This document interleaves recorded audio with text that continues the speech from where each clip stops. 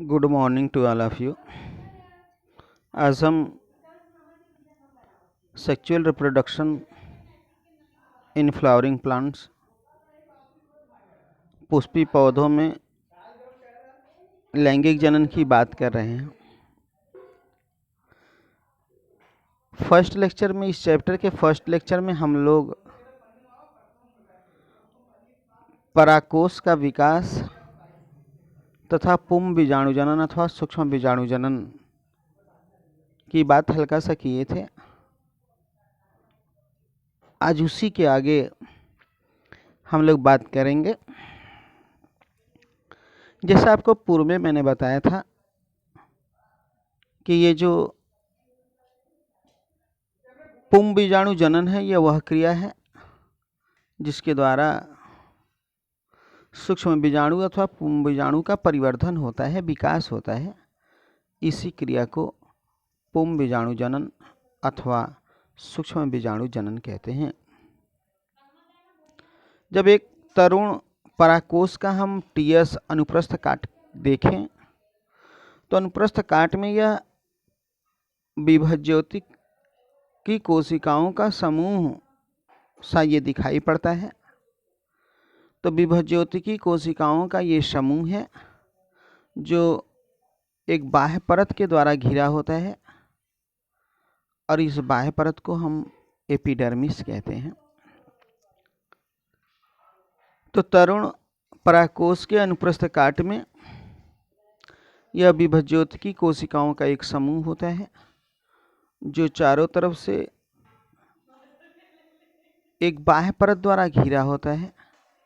इस बाह्य परत को एपिडर्मिस कहते हैं। अब इस विभज्योति की कोशिकाओं में इस बाह्य परत की कुछ नीचे की अधः कोशिकाएं, हाइपोडर्मिस की कुछ जो कोशिकाएं हैं, ये आकार में कुछ बड़ी हो जाती हैं और ये जो कोशिकाएं आकार में बड़ी होती हैं, इन कोशिकाओं को आर्चिस्पोरियल सेल्स या प्रसू कोशिकाएं कहते हैं। अब इसमें प्रोक्रैम्बियल स्ट्रैंड विकसित हो जाता है जो आगे चल के वेस्कुलर स्ट्रैंड, संवहन स्ट्रैंड या बंडल का निर्माण करता है। ये जो आर्चिस्पोरियल सेल्स अर्थात जो प्रसू कोशिकाएं हैं, ये प्रसू कोशिकाएं परिणत विभाजन द्वारा विभाजित हो जाती हैं और ऊपर वाली जो सेल्स है वो प्राइमरी पेरिएटल सेल्स कहलाती है और जो नीचे वाली सेल्स है, नीचे वाली सेल्स को प्राइमरी स्पोरोजीनस सेल्स कहते हैं। प्राइमरी पेरिएटल सेल्स पुनः विभाजित होता है और यह 3 से 5 स्तरीय संरचना बनाता है। इसमें जो बाह्य परत के नीचे वाली जो कोशिका होती है उसे endothecium, here look, this is the endothecium. ये इंडोथीसियम है। इसके अंदर की जो सेकेंड लाइन की जो कोशिका है, दैट इज द इंडोथीसियम। इंडोथीसियम कुछ स्थानों पे इसकी परत जो होती है वो पतली हो जाती है। इसको स्टोमियम या स्फुटन मुख कहते हैं। बाद में जब पराकोष परिपक्व होता है तो यहीं से ये फट जाता है और परागकण बाहर मुक्त हो जाते हैं। इसमें जो सबसे भीतरी परत होती है, किसी बच्चे ने पूछा था कि sir what is the tapetum, जो सबसे भीतरी परत होती है, ये आप लंबवत कोशिका देख रहे हैं, दिस इज द टेपिटम। जैसे जैसे पराकोष मैच्योर करता है ये धीरे धीरे डिजनरेट होता जाता है, नष्ट होता जाता है और नष्ट होकर ये सूक्ष्म बीजाणुओं के पोषण करने का कार्य करता है। नाउ यार, यही सारी बातें जो आपको हमने बताया एक बार पुनः रिपीट करता हूँ with the help of diagram. आप देखिएगा कि पराकोष में परागकणों के परिवर्धन को पुंब बीजाणु जनन या सूक्ष्म बीजाणु जनन कहते हैं। यह विभज्योति की कोशिकाओं का एक समूह है जो बाह्य स्तर अर्थात एपिडर्मिस द्वारा घिरा होता है। परागधानी के विकास के समय तरुण पराकोष के चारों कोने पर बाह्य स्तर के नीचे की कुछ अधः स्तरीय कोशिकाएं अपने बड़े आकार, अस्पष्ट एवं बड़े केंद्रक, गाढ़े जीवद्रव आदि के कारण अन्य कोशिकाओं से भिन्न हो जाती हैं और इन्हीं कोशिकाओं को प्रप्रसु अर्थात आर्चीस्पुरियल सेल्स कहते हैं। प्रत्येक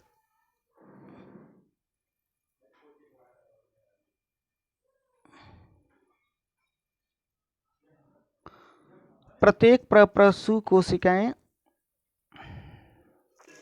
परिणत विभाजन द्वारा विभाजित होकर एक बाह्य प्राथमिक भित्ति कोशिका जिसे प्राइमरी पेरिएटल सेल्स तथा भीतरी कोशिका प्राथमिक सूक्ष्म बीजाणु जनन कोशिका प्राइमरी स्पोरोजिनस सेल्स का निर्माण करते हैं। ये दोनों कोशिकाएं निरंतर विभाजित होती रहती हैं। प्राथमिक भित्ति कोशिका 3 से 5 भित्ति स्तर बनाती है। इसमें बाह्य स्तर के नीचे वाली भित्ति मोटी होकर अंतःस्तर अर्थात इंडोथीसियम का निर्माण करती है। अंतःस्तर की कोशिकाओं की कुछ भित्ति कुछ स्थानों पर पतली रह जाती है, जिन्हें रंध्रक या मुख कहते हैं।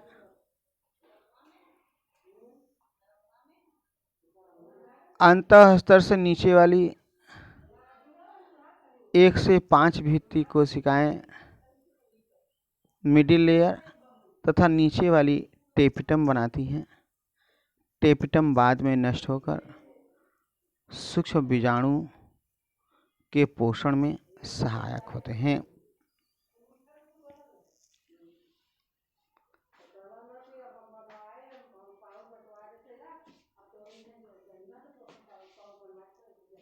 प्राथमिक सूक्ष्म बीजाणु जनन कोशिकाएं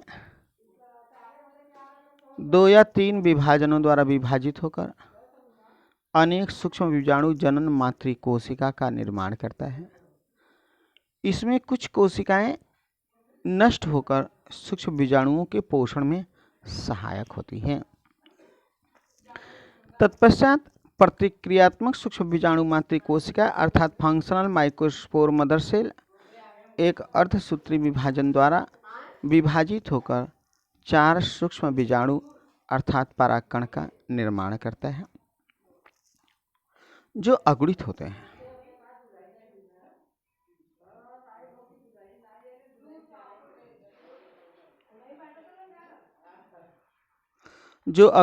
हैं। प्राय एकबीजपत्री पौधों में चारों बीजाणु एक ही तल में दिखाई देते हैं। इस प्रकार के चतुष्क को समद्विपार्श्व चतुष्क कहते हैं। द्विबीजपत्री पौधे में भित्ति निर्माण युगपत होता है और इस प्रकार बने चारों सूक्ष्म बीजाणु चतुष्फल कार्यरीति में विन्यासित हो जाते हैं। प्राय सूक्ष्म बीजाणु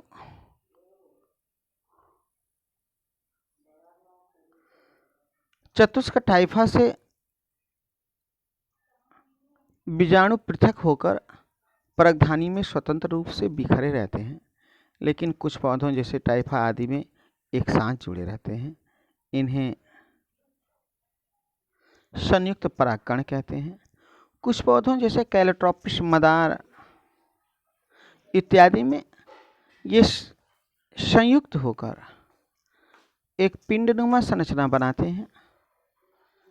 ये संयुक्त होकर एक पिंडनुमा संरचना बनाते हैं और उसे पोलेनियम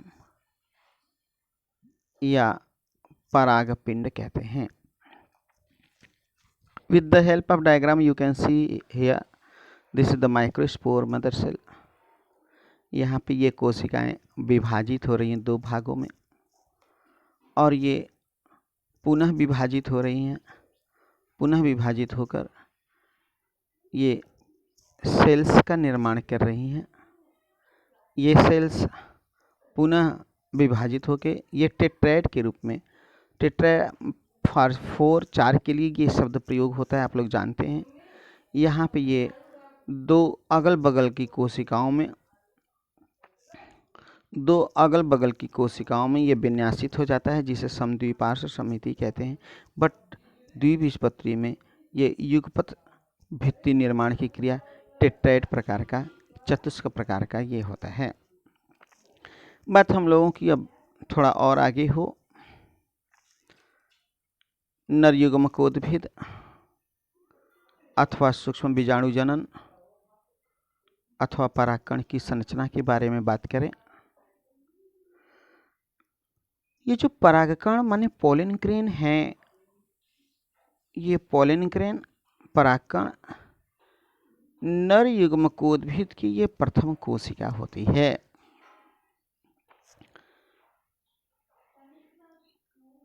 ये अंडाकार अथवा गोलाकार, ये कई प्रकार के हो सकते हैं। इनका जो बाह्य परत होता है, बाह्य परत रफ खुरदुरा होता है और ये एक विशेष प्रकार के पदार्थ का बना होता है जिसे स्पोरोपोलेनिन कहते हैं। ये स्पोरोपोलेनिन शीघ्र विघटित नहीं होता है और यही कारण है कि परागकण का अपघटन नहीं होता है और ये फासिल के रूप में, जीवाश्म के रूप में वर्षों तक जीवित रह सकते हैं। इसकी जो ये बाह्य भित्ति हो गई जो रफ एंड खुरदुरा होता है, और इसकी जो दूसरी भित्ति अंदर वाली भित्ति है इसे इंटाइन कहते हैं, बाहर वाले को एक्साइन कहते हैं, जो स्पोरोपोलेनिन का बना होता है। अंदर वाले को इंटाइन कहते हैं और ये जो इंटाइन है यह पेक्टोसेलुलोस नामक पदार्थ का बना होता है। एक बीजपत्री पौधों में एक जनन छिद्र होते हैं और जबकि द्विबीजपत्री पौधों में प्रायः 3 जनन छिद्र पाए जाते हैं। प्यारे बच्चों, sexual reproduction in flowering plant का ये दूसरा क्लास आज इसी पर समाप्त करता हूँ। उम्मीद करता हूँ कि आप लोग को ये वीडियो पसंद आ रहा होगा। आप लोग नोट्स और वीडियो की सहायता से समझने का प्रयास कर रहे होंगे। साथ ही साथ इस छुट्टी की अवधि का अधिक से अधिक फायदा उठा रहे होंगे। इन्हीं शब्दों के साथ आज का ये वीडियो यहीं समाप्त करते हैं। आपका दिन शुभ हो। Have a nice day.